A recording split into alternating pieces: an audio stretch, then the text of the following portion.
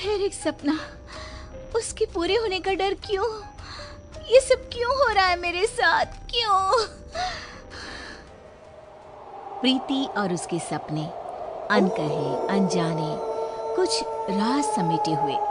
ये कहानी शुरू होती है बंगाल के एक छोटे से शहर वीरानगंज से, जहाँ प्रीति अपने परिवार के साथ रहती थी। उसे बचपन से ही अजीबोगरीब एहसास हुआ करते थे, जिसके होने की वजह से वो आज तक अनजान थी। क्या हुआ बेटा, तू चीखी क्यों? बड़ी माँ, सपने में एक काले कपड़े पहना आदमी हाथ में खंजर लिए मेरे पीछे भाग रहा था। मैं चीखती हुई भाग रही थी और तभी मेरी नींद टूट गई। वो काले कपड़े वाला आदमी कौन होगा बड़ी माँ? ये सब कुछ नहीं होता बेटा, बस एक सपना था। वो इंसान है हम, तो सपने तो आएंगे ही ना। इन चीजों में दिमाग मत लगाया कर, सो जा।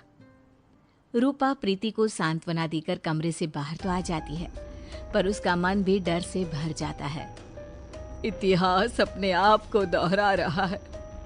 हे देवी माँ, मेरी बच्ची की रक्षा करना। अगली सुबह प्रीति रोज की तरह कॉलेज के लिए निकलती है। रास्ते में उसकी नजर हूबहू वैसे ही आदमी पर पड़ती है जिसे उसने सपने में देखा था। उसका चेहरा बिल्कुल काला और आंखें लाल थी। वो अपनी आंखें बड़ी बड़ी कर प्रीति को देखता है। बड़ी माँ मानती ही नहीं है। लो, वही आदमी दिख गया। अब मैं क्या करूं? भगवान मेरी रक्षा करना। प्रीति जैसे ही ये बात कहकर पीछे मुड़ती है, वो आदमी अचानक ही गायब हो जाता है। मेरा हाथ, बहुत जलन हो रही है। प्रीति क्या देखती है कि उसके हाथ में हर तरफ नोचने के निशान थे। ये अचानक मेरे हाथों पर खरोच के निशान कैसे आ रहे हैं? लग रहा है किसी ने बेरहमी से नोचा है।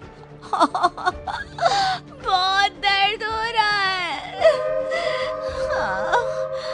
कॉलेज पहुंचते ही कोई क्रीम लगाती हूँ।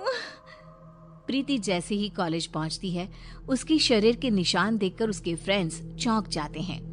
प्रिया कहती है, ये ऐसे खरोच के निशान, लग रहा है किसी जानवर ने नोचा हो। ये कैसे हुआ प्रीति?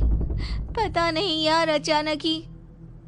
ऐसी खरोंचें तो अक्सर किसी बुरे सांप के छूने से आ जाती हैं प्रीति। क्या यार, तू भी इसे डरा रहा है? अरे लग गई होगी कोई चोट। कोई चोट नहीं लगी मुझे। शिवम सही कह रहा है। मुझे रास्ते में एक अनजान शख्स दिखाई दिया और उसे मैंने सपने में भी देखा था। फिर अचानक ही वो कहीं गायब हो गया और मेरे शरीर पर ऐसे निशान आ गए। तुम्हारी बुआ के साथ भी कुछ ऐसा ही हुआ था ना? हाँ, पर मैं नहीं जानती ठीक ठीक कि क्या हुआ था। बट शायद मेरी ही उम्र की रही होंगी। मेरी तरह वो भी घटनाओं के होने से पहले उनको महसूस कर लिया करती थी। फिर एक दिन उन्होंने कुछ देखा और फिर वो कभी उठी ही नहीं। बस इतना ही जानती हूँ मैं। तुम लोग ये सब क्या लेकर बैठ गए? प्रीति को दवा लगा दो पहले, और चलो हम लोग कॉलेज के बाद कहीं घूमने जाते हैं, मजा आएगा। प्रीति का मूड ठीक करने के लिए कॉलेज के बाद सभी घूमने निकल पड़ते हैं। सड़क दोनों तरफ से पेड़ों से घिरी हुई, एक ऐसा सफर जो सबका मन मोह ले। रास्ते में प्रीति की नजर एक हवेली पर पड़ती है। चलो ना यहीं चलते हैं, खंडर सा भी है, मजा आएगा।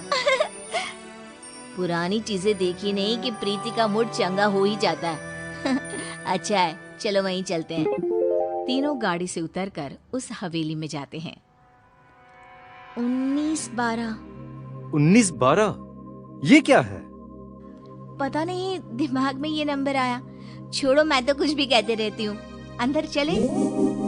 तीनों उस पुरानी हवेली के अंदर जाते हैं। प्रीति जैसे ही हवेली की दहलीज पर कदम रखती है, अचानक आंधी तूफान सा माहौल हो जाता है और तेज ठंडी हवा बहने लगती है। प्रीति के शरीर के खरोच के निशान वापस से हरे हो जाते हैं। ये निशान बहुत जल रहे हैं।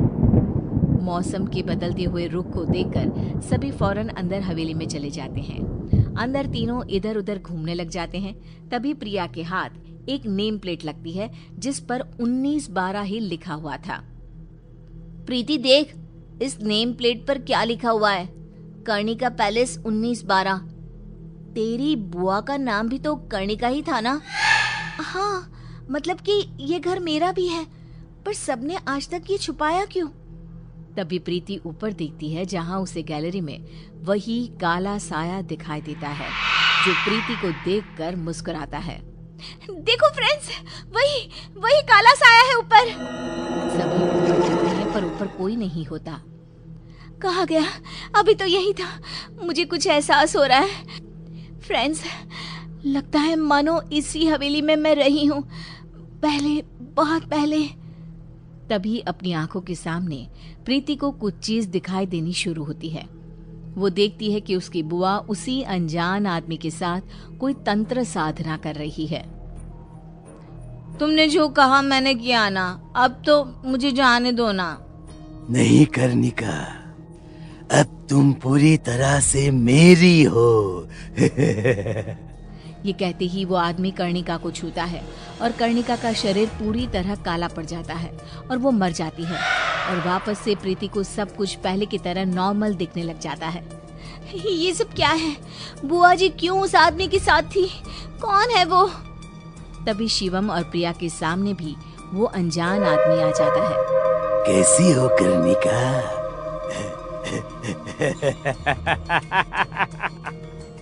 प्रीति के रूप में फिर से पैदा हुई तुम। पर देखो देखो, किस्मत वापस मेरे ही पास आ गई ना। मैं कर्णिका? तुम्हारी बुआ कर्णिका।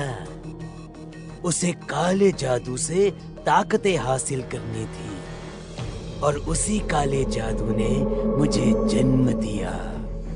उसकी ताकत की लालच उसे ही खा गई और वो दोबारा तुम्हारे रूप में पैदा हुई। इसलिए तुम में बहुत सी शक्तियां हैं, पर अब तुम्हारे जाने का समय हो गया है प्रीति। वो कर्णिका थी, मैं प्रीति हूँ। मुझे किसी भी ताकत की कोई लालच नहीं है। You can't destroy me.